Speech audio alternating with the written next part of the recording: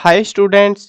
आज की इस वीडियो में मैं आपको बताऊंगा हरियाणा बोर्ड क्लास 10 हिंदी क्षितिज भाग 2 और इसके important MCQ questions with answer आपको कराने वाला हूं 2023 के सेशन के लिए, यानी कि 2022-23 का जो एग्जाम है आपका, उसके लिए आपको ये एमसीक्यू बताने वाला हूं। इम्पोर्टेंट क्वेश्चन सारे के सारे आज इस वीडियो में होने वाले हैं। देखो, आपकी किताब है बहुत बड़ी, ठीक है, आपको भी पता है और मेरे को भी पता है।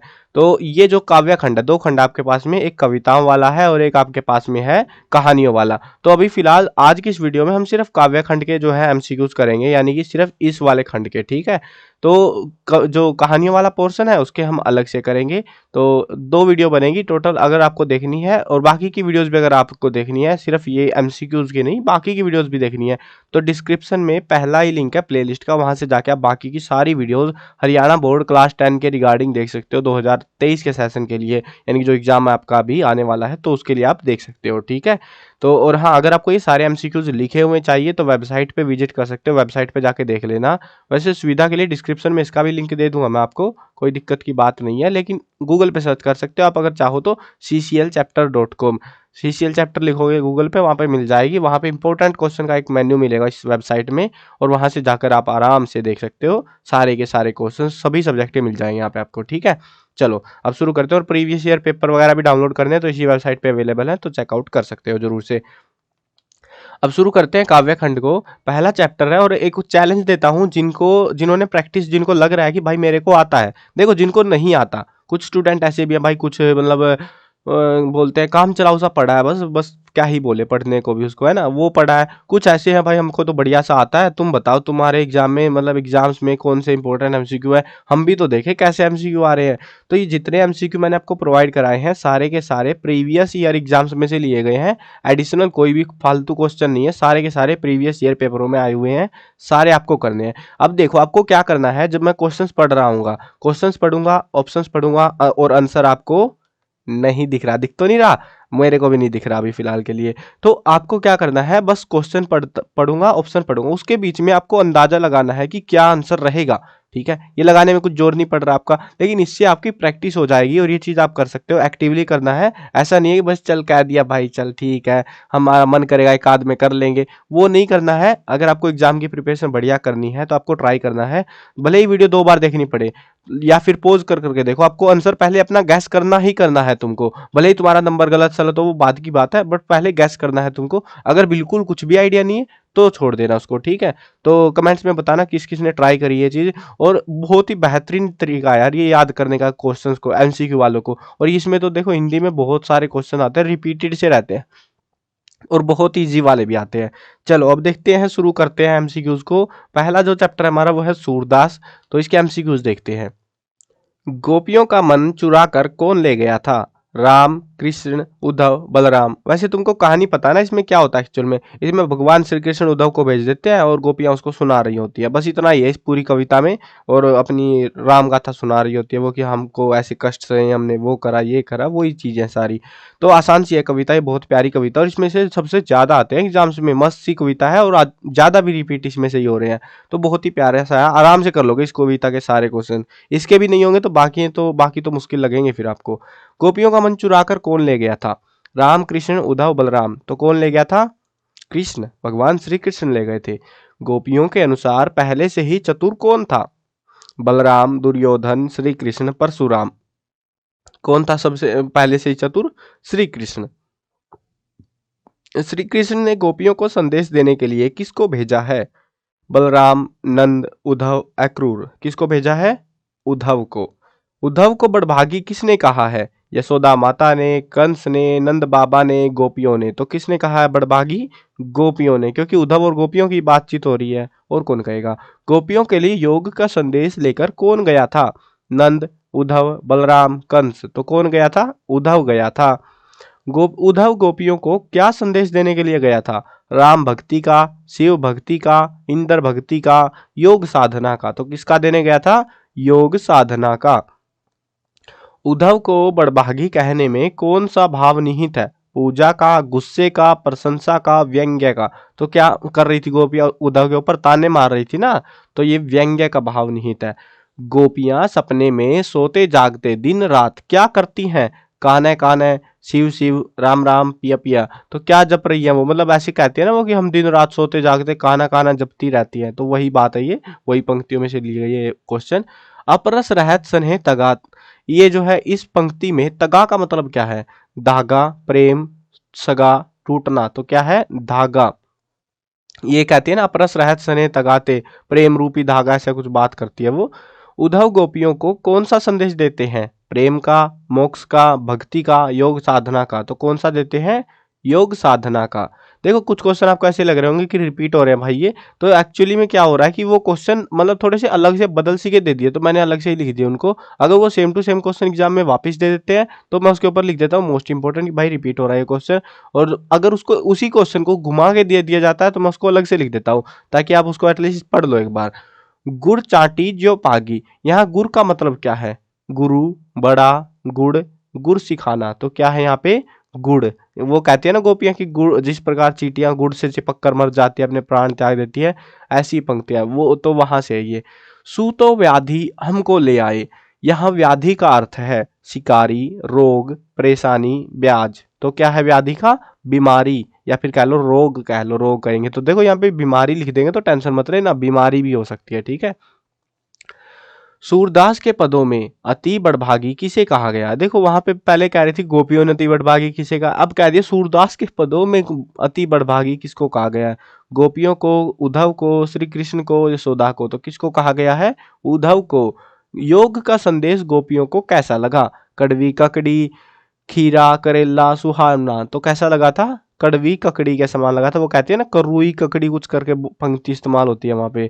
श्री कृष्ण की हारिल से तुलना किसने की है, सूरदास ने, उद्धव ने, गोपियों ने, यशोदा ने, तो किसने की है, गोपियों ने। तो गोपियां कहती है हमारे हरी हारिल की लकड़ी, ऐसा कुछ करके पंक्तियां इस्तेमाल होती है।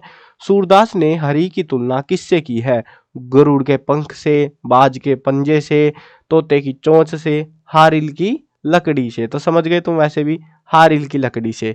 देखो ये सारे एमसीक्यूज एग्जाम्स में आ चुके हैं, तो अच्छे से करने हैं आपको, और प्रैक्टिस भी करते रहना साथ में। जैसे मैंने बोला था कि आप अपना आंसर गैस करते रहना, अगर गैस कर रहे हो तो भाई लेजिटली तुम एग्जाम में बहुत ईजी लगने वाले हैं तुमको आंसर, और याद भी हो जाएंगे तुमको ईजी तरीके से।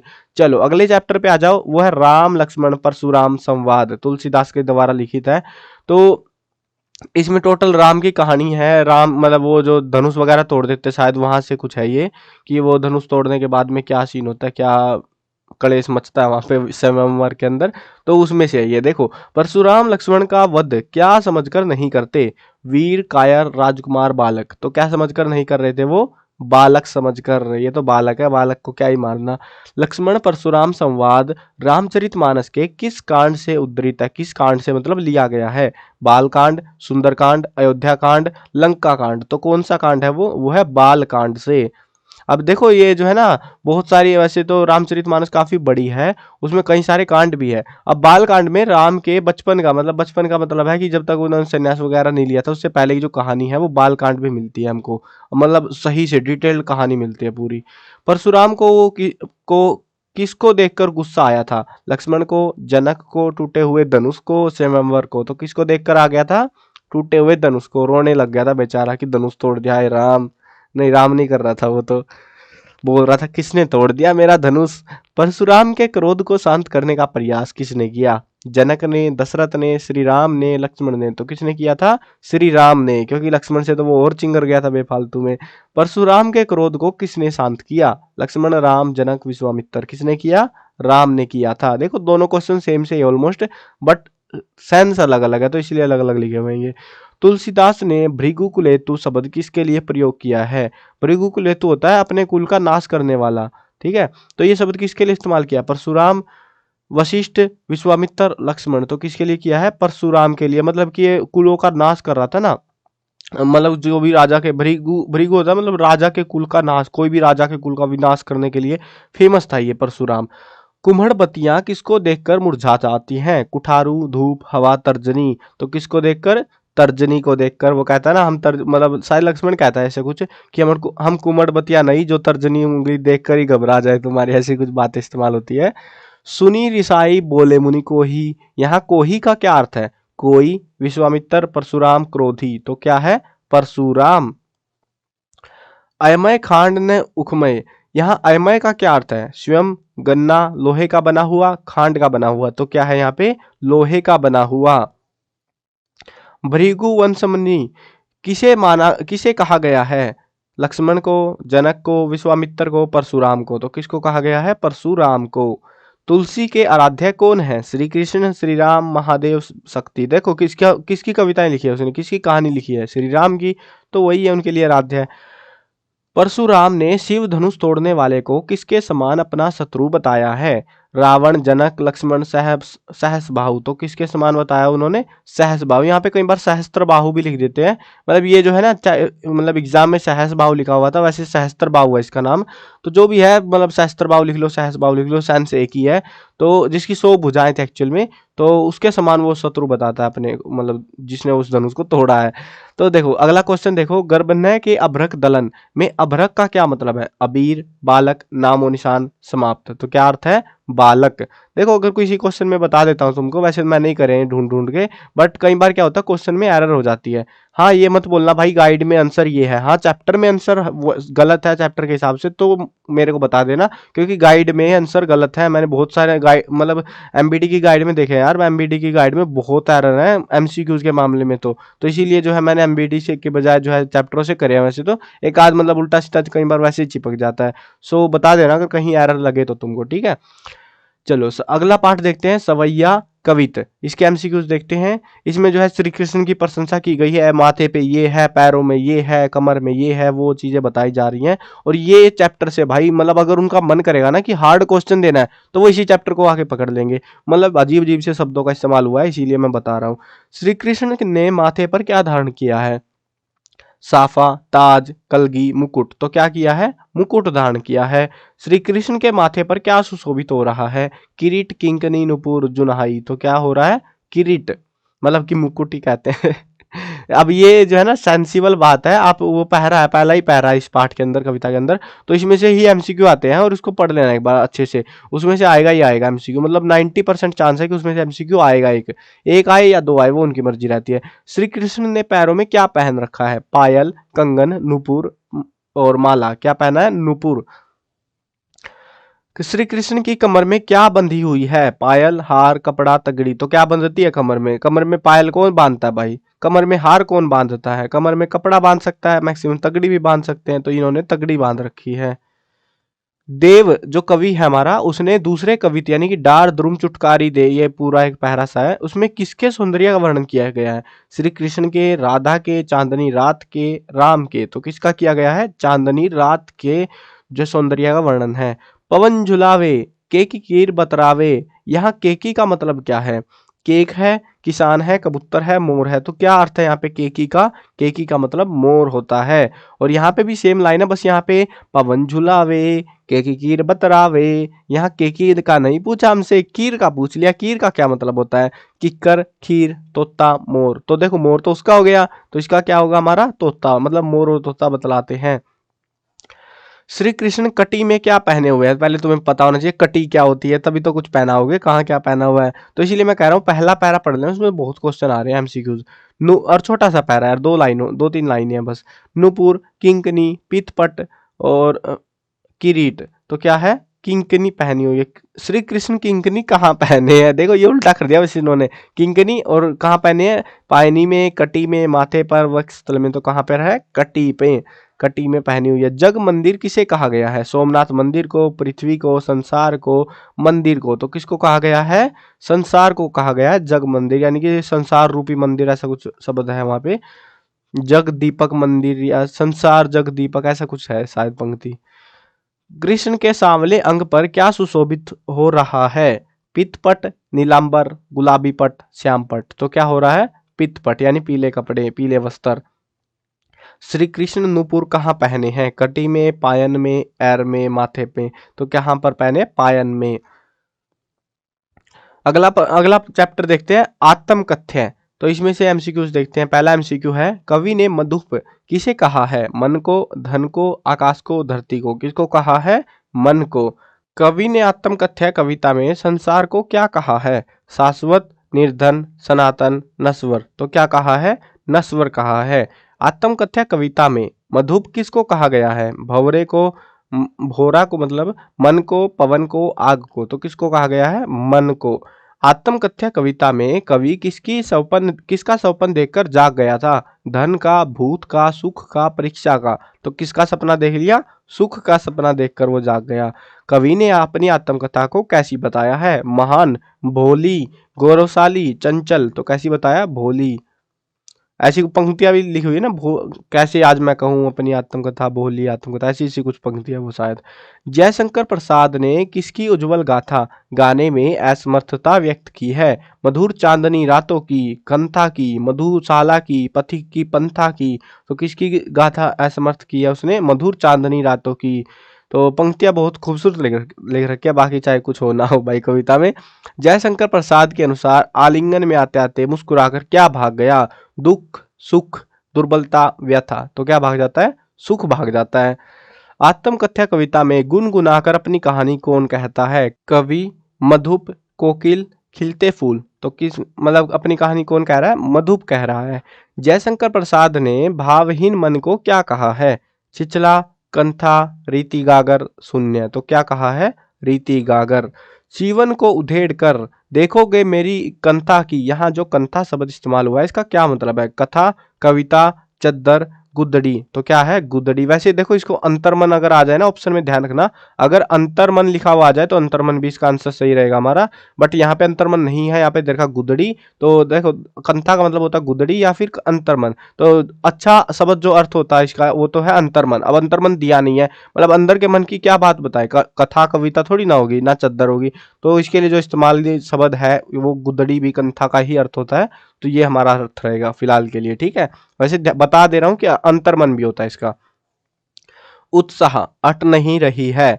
तो ये दो कविताएं हैं एक साथ और इसके जो है एमसीक्यूज देखते हैं अब। अट नहीं रही है कविता में किस मास का वर्णन किया गया? मास मतलब महीना, किस महीने का वर्णन किया गया है? कार्तिक, सावन, फागण, आषाढ़। तो किसका किया गया है? फागुन के मास का। उत्साह कविता में कवि ने किसका आह्वान किया है? बिजली का, युद्ध का, शांति का, बादल का। तो किसका किया है? बादल का। कवि ने बादलों के हृदय में कैसी छवि बताई है? सुनहरी, काली, सफेद, विद्युत। तो कैसी बताई है? विद्युत छवि।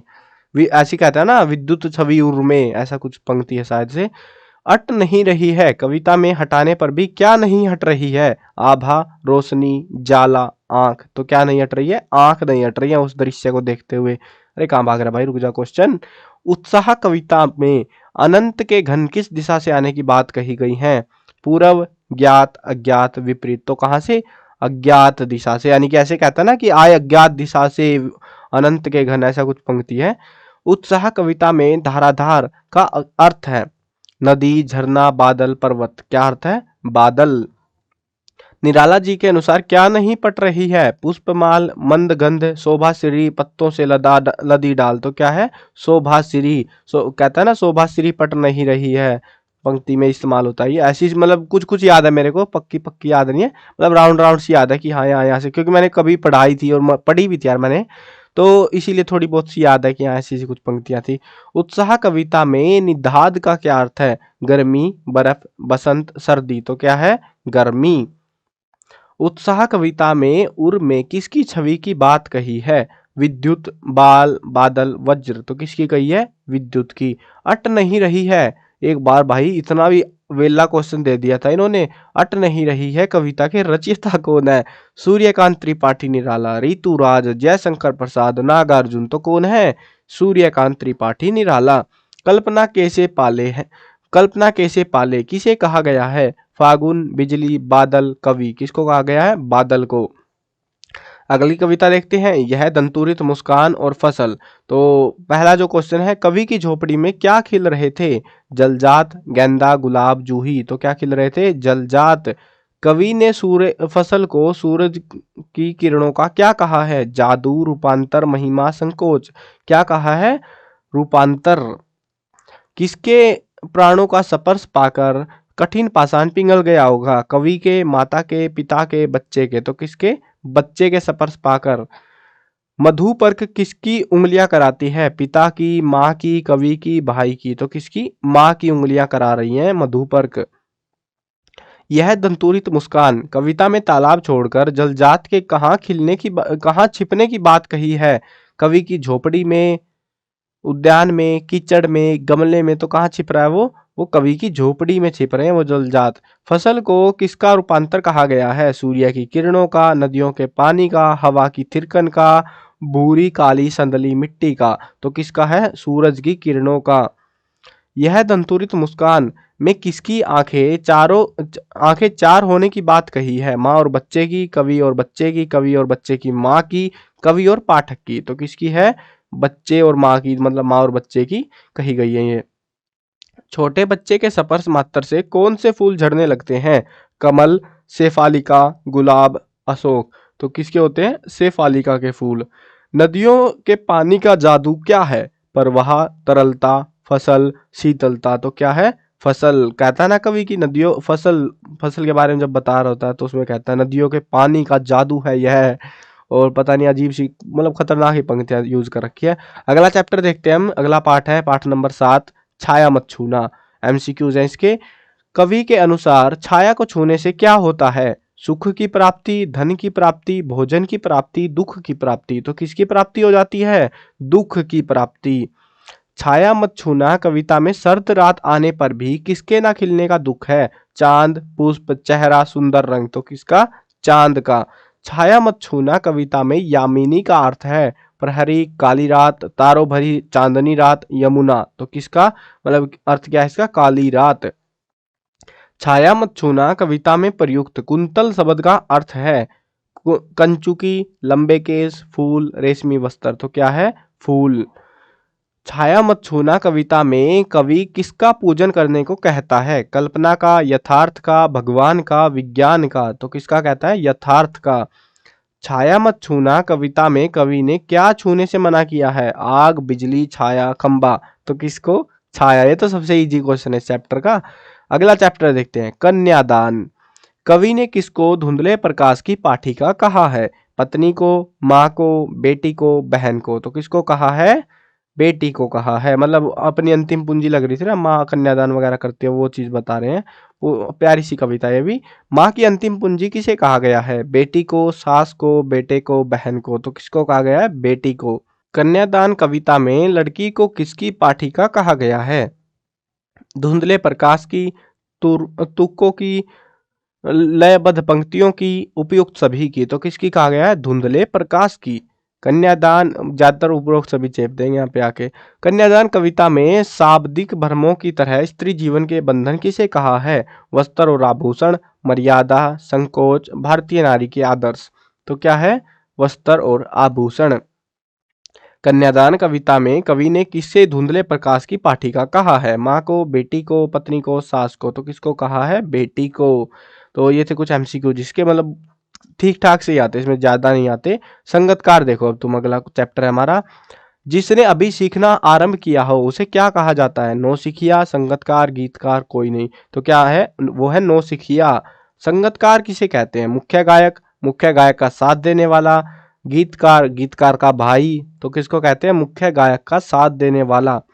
मुख्य गायक का साथ देने वाले कलाकार को क्या कहा जाता है? गीतकार, नौसिखिया, संगतकार, उपयोग सभी। क्या कहते हैं उसको? संगतकार। देखो ये क्वेश्चन था, अब ये मतलब ये आंसर था और ये क्वेश्चन बना के चिपका दिया गया, हमको ऐसे भी आ जाते हैं कभी कभी। तो संगतकार कविता में स्थाई किसे कहा गया है? पक्का, गीत की मुख्य टेक, स्थिर, तार सप्तक। तो किसे कहा गया है? गीत की मुख्य टेक। मुख्य गायक की गरज में, यहाँ गरज का अर्थ है गर्जन, गड़गड़ाहट, स्वार्थ, ऊंची गंभीर आवाज। तो क्या है? ऊंची गंभीर आवाज। संगतकार का कार्य होता है मुख्य गायक के साथ गाना, मुख्य गायक से दूर गाना, अपने मन में गाना, मुख्य गायक के साथ स्वर साधना। तो क्या होता है? मुख्य गायक के साथ गाना। सरगम का अर्थ है सारे गम, सरकता हुआ, स्वरबोध, सरोवर। तो क्या है? स्वरबोध। ठीक है, तो ये थे हमारे एमसीक्यूज। अभी जो है इसके बाद अलग से वीडियो बनाऊंगा क्योंकि वीडियो बहुत बड़ी हो गई है और तुम में से कुछ स्टूडेंट हो जाते हैं बोर। तो भाई जब टाइम मिले दूसरी वीडियो भी देख लेना। डिस्क्रिप्शन में पहला ही लिंक है, तो उसमें आपको जो है कहानी वाले यानी गद्य खंड के जो है सारे के सारे जो एमसीक्यूज है वो आपको दूसरी वीडियो में मिल जाएंगे। डिस्क्रिप्शन में लिंक है, चेकआउट कर लेना। और अगर आपको सारे इकट्ठे लिखे हुए चाहिए तो वेबसाइट पे भी विजिट कर सकते हो, वहां पे भी लिखे हुए सारे के सारे आपको मिल जाएंगे। चलो मिलते हैं नई वीडियो में, बाय बाय।